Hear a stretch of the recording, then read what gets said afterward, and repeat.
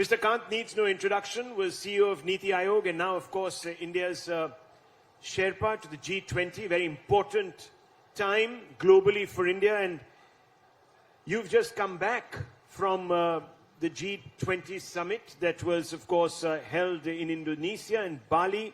And that, of course, was an event where India got the baton as we move forward into 2023 as the presidency. Now, a lot was said about the manner in which India effected a sort of diplomatic coup by getting common agreement or breaking common ground on the final agreement. How did that happen? Because anything you say will, of course, be news.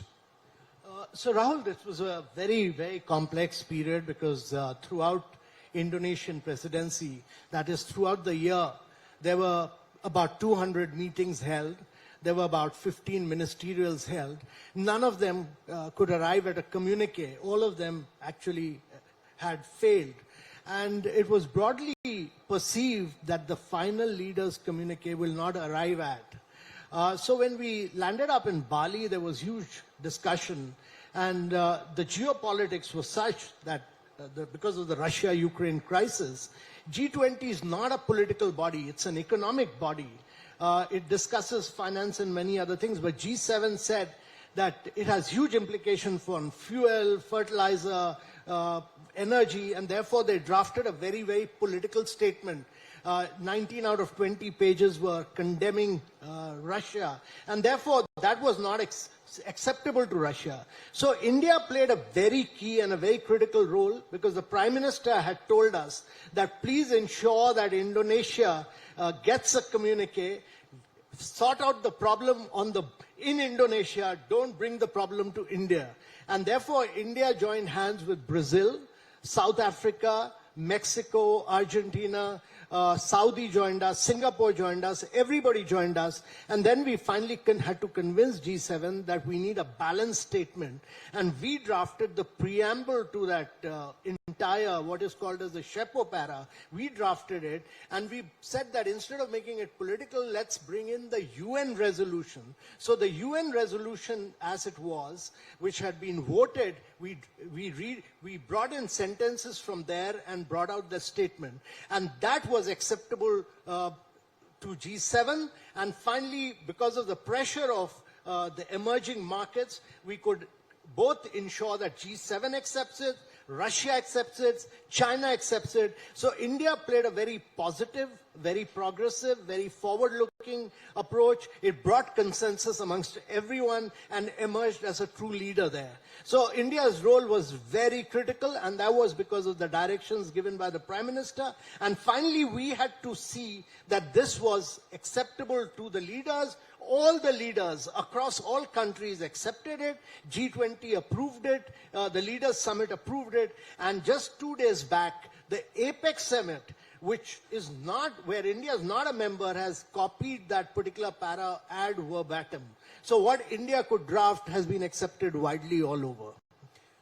Now, specifically in the media, United States representatives came out, in fact, government representatives have come out, ministers have come out, or the equivalent of secretaries there came out and said that the Prime Minister himself played a role in this. So you're being charitable. He spelled out the vision, but he also apparently did some talking. So whatever was done was because of the Prime Minister. He is not only his vision, his constant direction. He had spelled out the broad parameters of negotiation and finally convincing all the leaders. Because at last stage, there was also this fear that these leaders will back out of it because there was a challenge from both Russia's side, there was a challenge from G7 side. All the leaders, the G7 met in Bali again.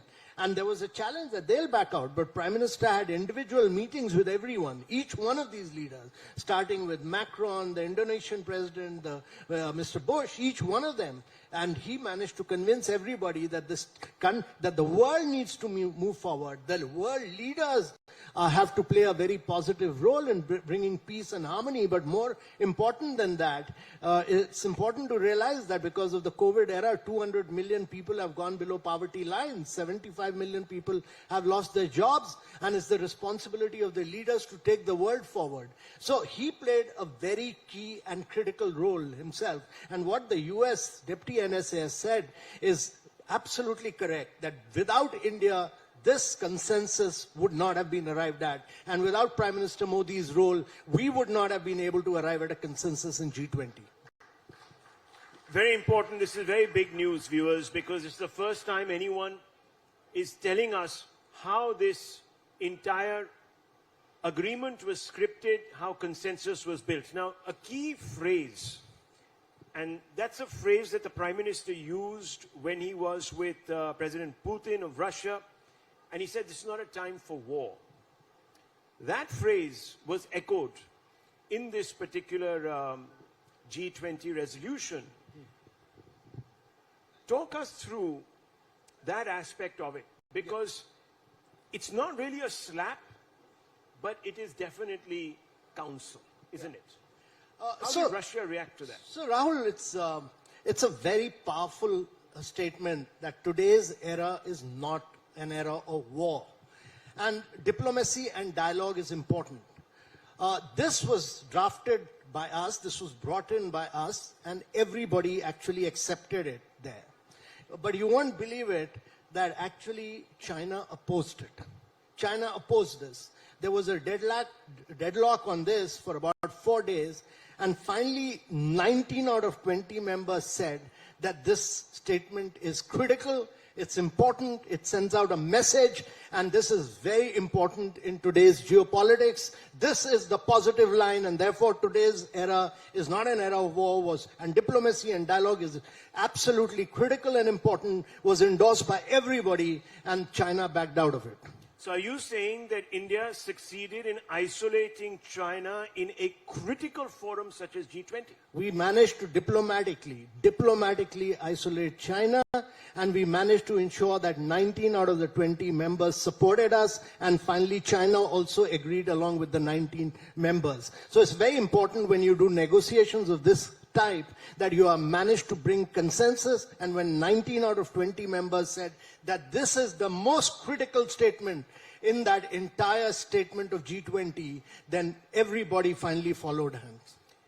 Well, that's a marvelous achievement, and it tells us a lot really about India's growing stature across the globe. But let me come back to this. Russia obviously would have been directly impacted. A statement such as this going into such an important agreement remains one on record. How did the Russians react? Remember, President Putin wasn't there. It was actually Mr. Lavrov who was there representing him. How did that go down with the Russians, and how did you sort of bring them on board? So this issue was constantly being discussed on how to find a way out. Because if G20 makes a very political statement, it moves away from its core area, that is economics. And finally, we had to convince G7 that let's go back to the United Nations statement. And we had to convince, firstly, the Russian Sherpa that is better, because the UN had already voted in the Security Council. India had abstained. So India's position was brought in by putting the voting pattern. The statement also brings out the voting pattern. That was replicated in that para. And then we had to convince them, and then Mr. Lavrov had to be convinced, and a lot of backdoor negotiations were done for that between the Indonesian Foreign Minister, Mr. Lavrov, our own minister, Mr. Jaishankar played a key role, all of them. Many ministers played a key role in the backdoor. While the Sherpa negotiations were done, we had to convince, we had to take Russia also on board. And finally, Russia agreed that the right approach is to go with the UN resolution, because that had become public, it had already been voted, and the political statement was coming from the United Nations Security Council, and therefore it was acceptable to Russia as well. And then it was finally agreed by China also. So it took 4 days, actually. It took 5 days. 5 days. Yes, five days of negotiations from 8 o'clock in the morning to 4 o'clock every night and back again at 8 o'clock. So 3 hours of work only. And the Prime Minister was invested in this. Prime Minister was fully invested in this. Well, viewers, that says a lot, really, as I was saying, about the way in which India is now being viewed by some of the leading economies, nations of the world. And it's very important because as we take on the presidency, Mr. Kant, and I want to come back to this, as we take on the presidency, there are going to be more challenges such as this. You're going to have the intersection of politics, geopolitics really, with economic issues, given the fact that the Ukraine war is not going away. We've reached some sort of an intransigency there.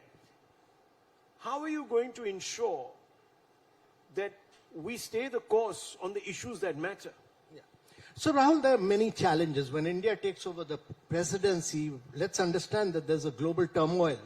You know, there's not merely the geopolitical crisis, there's a post-COVID era where a huge number of people have gone backward in terms of education and health, nutrition. SDGs, instead of progressing, have regressed. There's a huge challenge of global debt. 70 countries across the world are impacted by global debt. And there's a huge China factor in that because China has given debt to many countries which is opaque and totally non-transparent.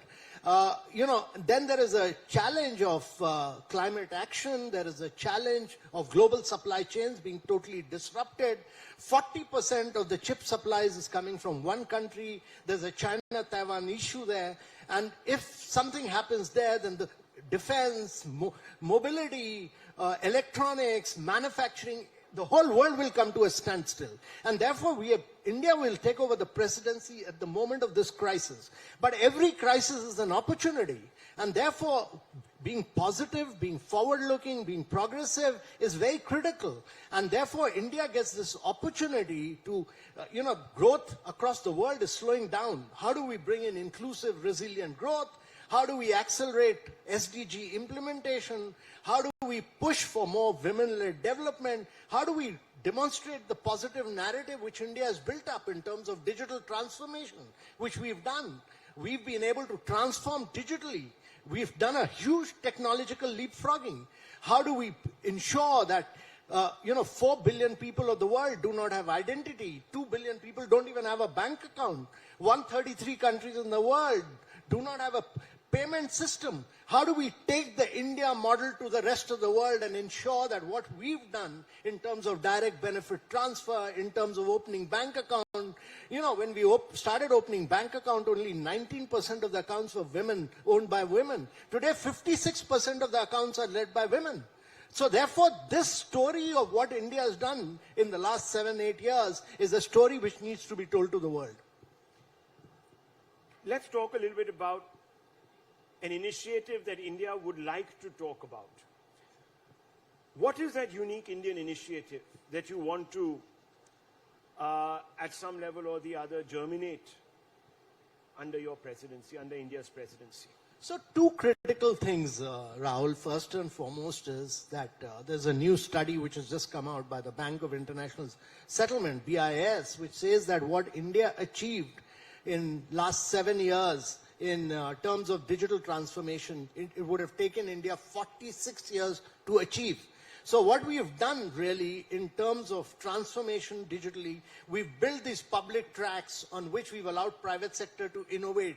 We've changed the lives.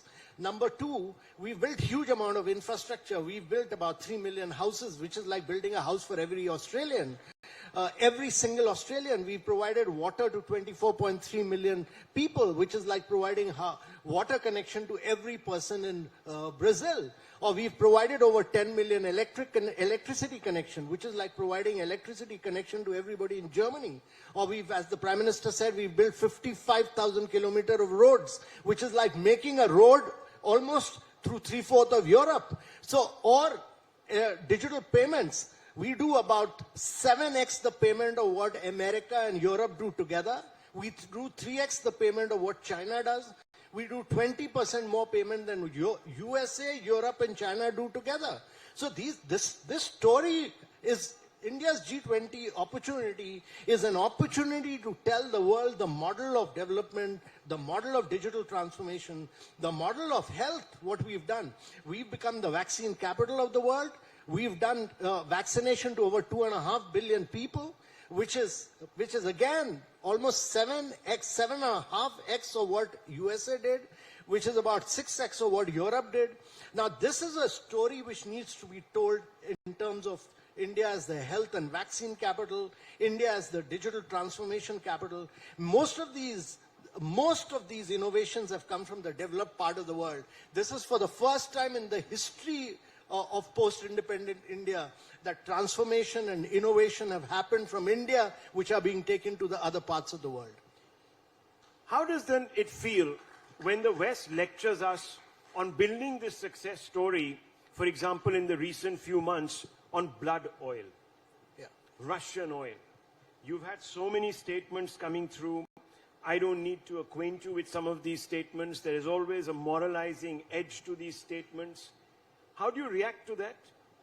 So Europe has actually been the biggest buyer of oil and gas from Russia. So you have a scenario where a country like Germany actually made itself totally dependent on China's import and imports from China and energy from Russia. So I think we just need to move on and do what is in our national interest. We should buy the cheapest oil from wherever it is available. We need to grow and develop. We are an advancing, growing economy. We should do what is in our national interest and move on. Final question to you, Mr. Kant, and this is an important one.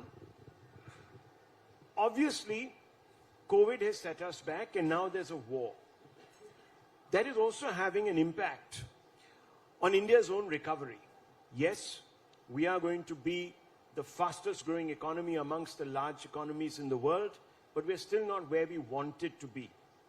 How do you see this emerging, this scenario over the last 1 year? Is it absolutely impossible to predict right now? Rahul, I'm absolutely sure that the next 3 decades are India's decade. They are going to be India's decades in terms of growth, in terms of progress, in terms of accelerating reforms. And I'm absolutely sure that India must accelerate the pace of its reforms, which it is doing. Demographics are on our side. We'll continue to be the fastest large growing economy. We should focus through the PLIs on manufacturing. We should make ourselves easy and simple as we go along. And there's no way that we'll not become a 35 to 40 trillion economy by 2047, simply because we need to ensure that our rate of growth must continue to accelerate year after year, and we must keep getting into sunrise areas of growth. We must focus on electronics, we must focus on advanced chemistry, cell battery, we must focus on electric vehicle, we must focus on green hydrogen. These are the areas which are going to give you big trajectory of growth in the coming years. And that is what will ensure that the next 3 decades till 2047 will be India's decades. 3 challenges to this growth story for the viewers here. What do you think they are? Well, first and foremost, I think most critical is that India must urbanize in a sustainable manner. Urbanization and manufacturing-led urbanization will give you the growth in a big way. The second key thing is that we need 12 to 13 states which grow at high rates. And we need large populated states like UP, Bihar, Madhya Pradesh, Chhattisgarh, Jharkhand, all to grow rapidly to take India's growth story in a very big way. And the third is that this is the opportunity to make India the easiest and the simplest and the most reforming country in the world. We must continue this trajectory which has been set in by the Prime Minister of simplicity, easiness, because the private sector must drive India's growth story and government should only be a facilitator and a catalyst. Amtiabh Kant, wonderful to speak with you on your vision for G20 and of course India's growth story. Thank you very much. Thank you, Rahul. Great pleasure.